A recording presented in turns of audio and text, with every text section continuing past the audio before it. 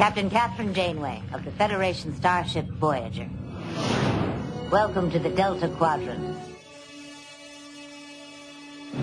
One of these days, I'm going to surprise you, Tuvok. But not today. Oh, well, I guess that's what we get for having a woman in the captain's seat. You know, I was betting that Riker would get this command. Going up? I'll catch the next one.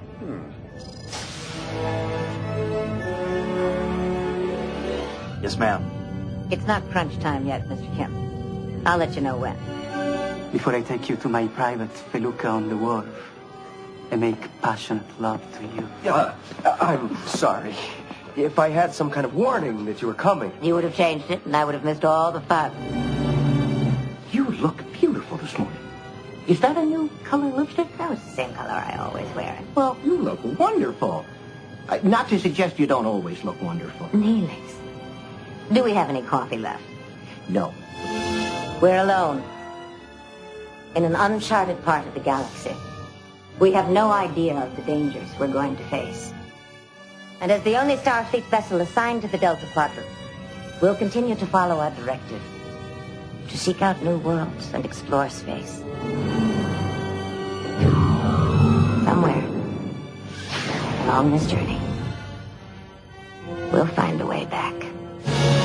Ladies and gentlemen, please welcome Kate Mulgrew!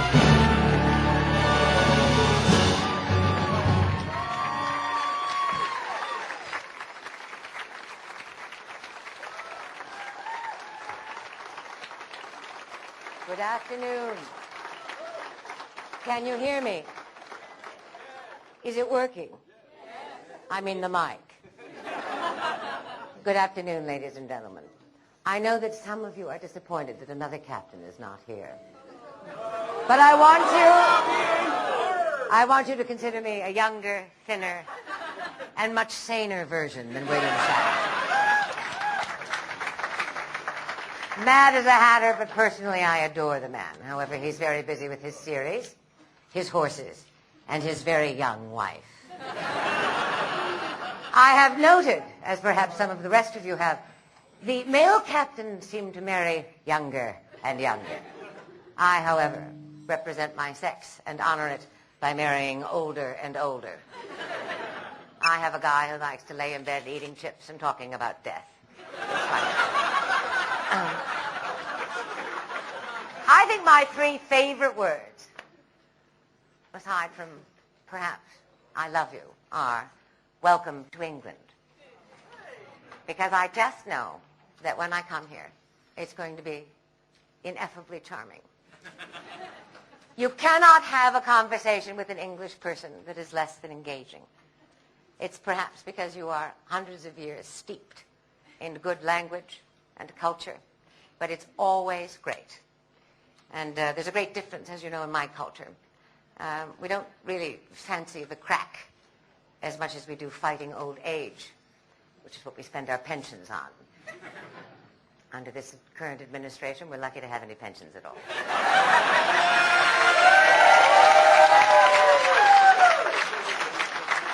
We're not going to go there. I'm American born and bred and proud of it. Things are a little tough now, but I am absolutely delighted to be here in Bournemouth. It is gorgeous. I don't want to waste a lot of time. I want your questions. I will answer them selectively and honestly. I will have a good time. Does anybody have a question for me? And you're supposed to go over there so the video thing gets you and we can all hear you and we couldn't miss you. Yes.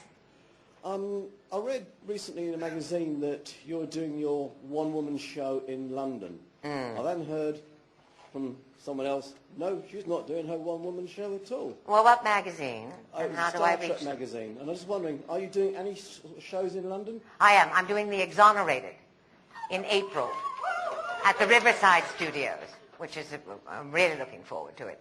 But I think that there has been a movement to bring my play, Tea at 5, which is the life of Katharine Hepburn, to the West End. And if there's any place I want to take it, it's the West End of London. So you're performing at Riverside, and yes. hopefully and woman- hopefully bringing tea at 5 later on. Right. You will be notified, sir. I look forward to that. Thank You and the rest of your crew. Thank you. Have a good day. Yes. Anybody else? I love to look at people. Okay, just two questions. Were you given a slight free hand of how to play Janeway, or? I'm watching you crouch, and I'm going with you, pal. Yeah, I think you have to go right into the mic and hit that. What is it now? Were you given a slight free hand of how to play Janeway, or was there some of your suggestions? Was I given a free hand? Yes. Once they exhausted them with my hairdos?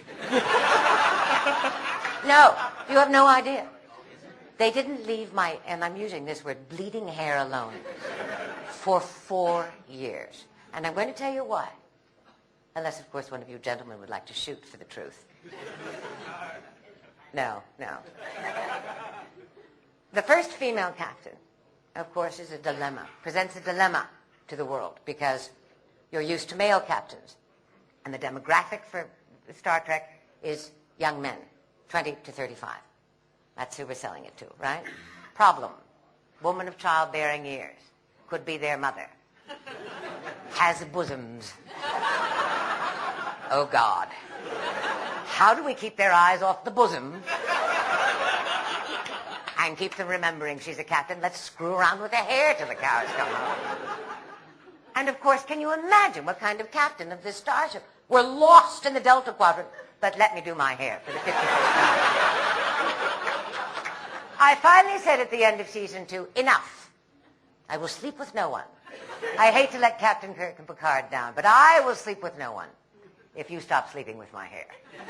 So that's when I first exercised my free hand, as you put it. And then they left my voice alone. Because as you all know, which is why you're sitting here, you love Star Trek because each member of the crew, and probably in particular the captain, has to bring his or her personal stamp to it. And once they relaxed and said, it's true, in the testicular regard she is lacking, but she is a captain and a good captain. And the men will go with her if they just trust her. And the way to trust her is to leave her alone. So they did. And that was the end of that story. Do you also have What? Do you also have a favourite episode? Did I have to what? Did you also have a favourite episode? Favorite episode. Such as this question is so hard for me, because how many episodes did I do? Does anybody know how many episodes we did? I do have a favorite that I remember.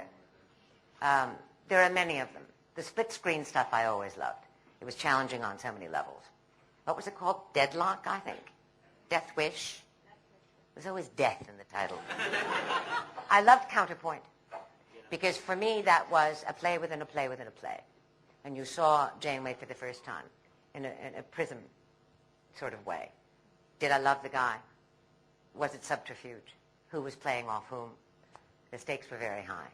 Marvelous actor, wonderful time. Yeah, thank you for that question. First time you kissed someone as well, I think. Oh, there's a man piping up down there.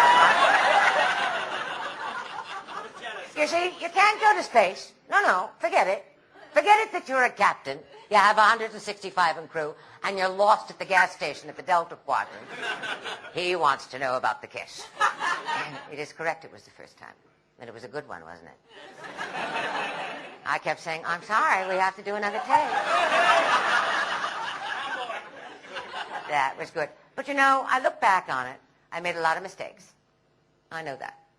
But one that I think I really didn't make was the sex part. I think I will just confuse them. And it's not appropriate. Red alert.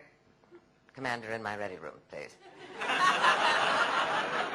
I mean, every time you see Captain Kirk, he's saying, over here, down here, up here, whatever you want. Oh, I forgot. You're an alien species and my enemy. Let's get this over. So,